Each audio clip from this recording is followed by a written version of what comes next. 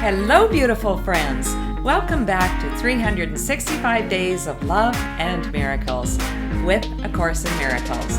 My name is Arlene Geres, and I am so glad that you are here. Please remember to listen right until the very end because we have a special treat for you. And if you enjoyed today's video, please click like and subscribe down below because this helps others to find us on YouTube. Today's lesson is lesson number 284. I can elect to change all thoughts that hurt. This is our fourth lesson under the section, What is the Holy Spirit? We are asked to read that section before we read today's lesson, so let's do that now. The Holy Spirit mediates between illusions and the truth. Since he must bridge the gap between reality and dreams, perception leads to knowledge through the grace that God has given him, to be his gift to everyone who turns to him for truth.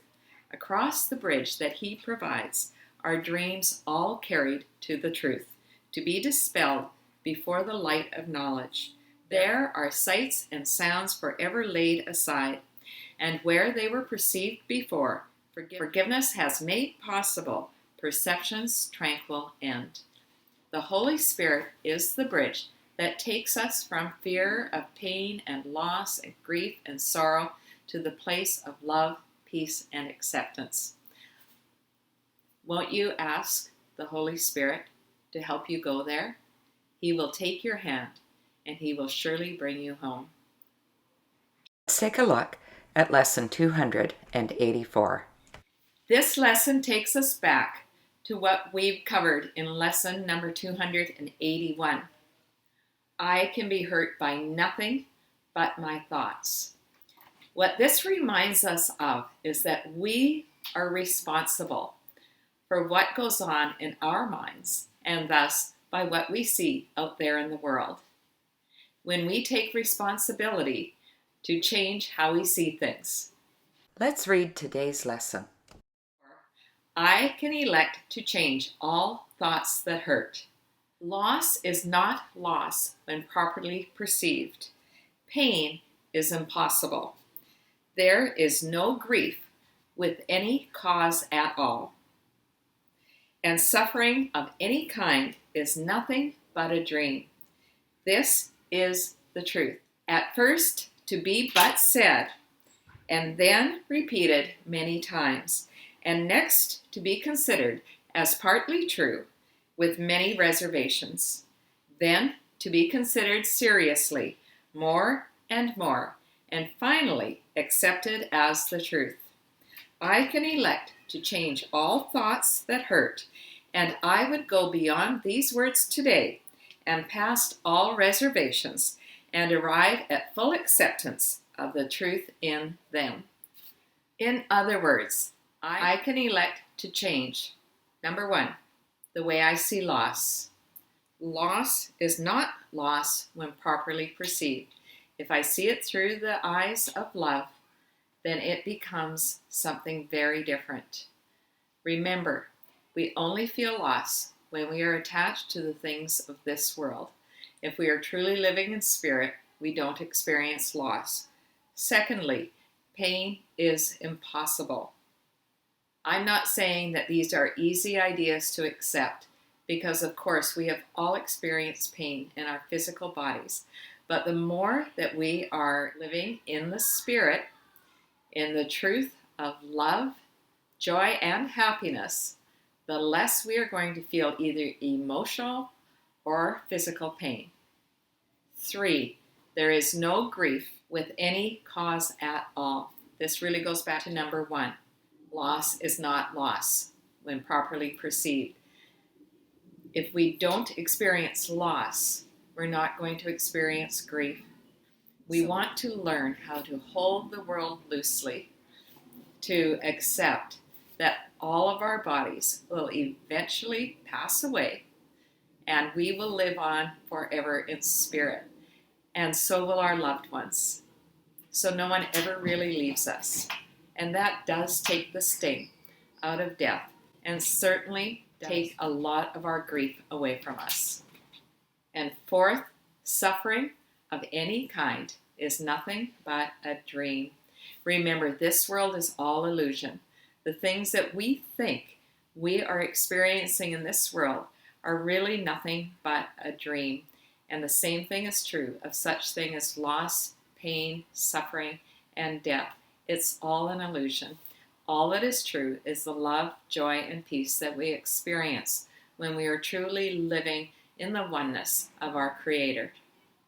As I said, these are not easy ideas to grasp. So how do we do it? This reading tells us exactly how to do that. At first to be said, so first we just say it. We read the lesson, we say the mantra out to ourselves throughout the day during our different practice periods. We just say it. I can elect to change all thoughts that hurt. And for many of us, that is sufficient just to start to open our minds to the concept, the understanding that this could be true. This lesson tells us this is the truth. We don't have to argue with it. It's just coming to an acceptance of the idea. So just if that's where you're at, just start with saying it and trust that the rest of the process will unfold. The second stage is to repeat it many times. I can elect to change all thoughts that hurt. I can elect to change all thoughts that hurt. I can elect to change all thoughts that hurt.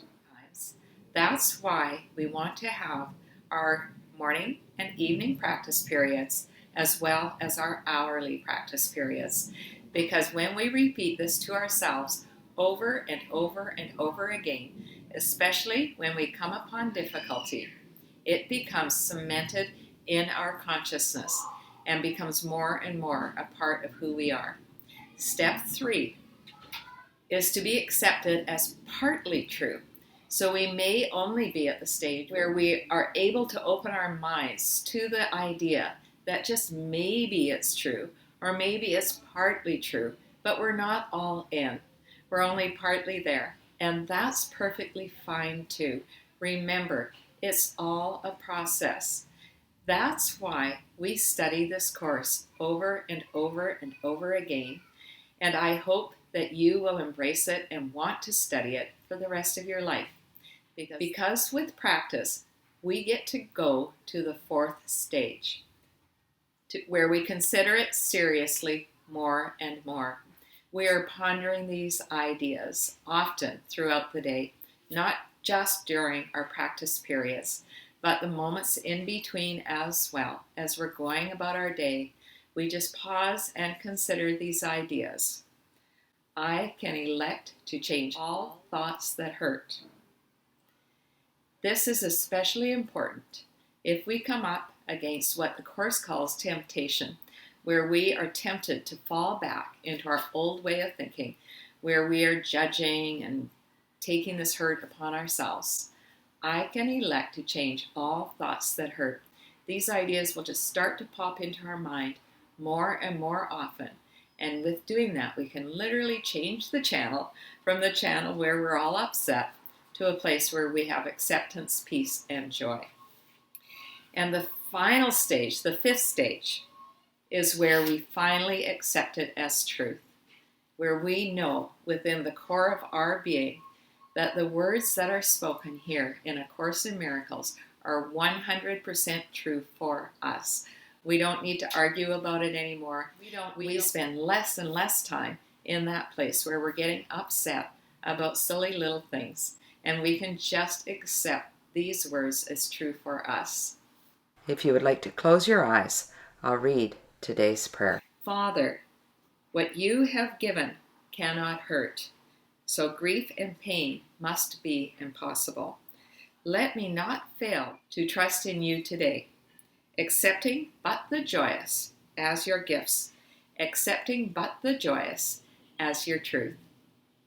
This is a prayer that you might want to say over and over again today. It truly is a beautiful prayer. Father, what you have given, the love, joy, and peace that you have given cannot hurt. So grief and pain must be impossible. Remember, there is no meeting ground. We cannot have both fear and love at the same time. We choose which one we want. And if we're choosing fear, we cannot have love in our lives. They cannot coexist. Love cancels out fear. That is the exciting news. Forgiveness cancels out fear, pain, and loss. These are all lessons that we have already learned. You have given joy, so grief and pain must be impossible. Let me not fail to trust in you today, accepting only the joyous as your gifts. I am only going to accept joy into my life today. I'm not going to accept any upset, any fear, any anger. No, it's not happening. I literally say that to myself when I'm tempted to go there. Accepting only the joyous as the truth. Only God's joy is true. The rest is all a big fat lie. We don't have to allow it into our being in any way, shape, or form. Remember, I can elect to change all thoughts that hurt. You can elect to change all thoughts that hurt. Have a glorious day, everyone. I love you.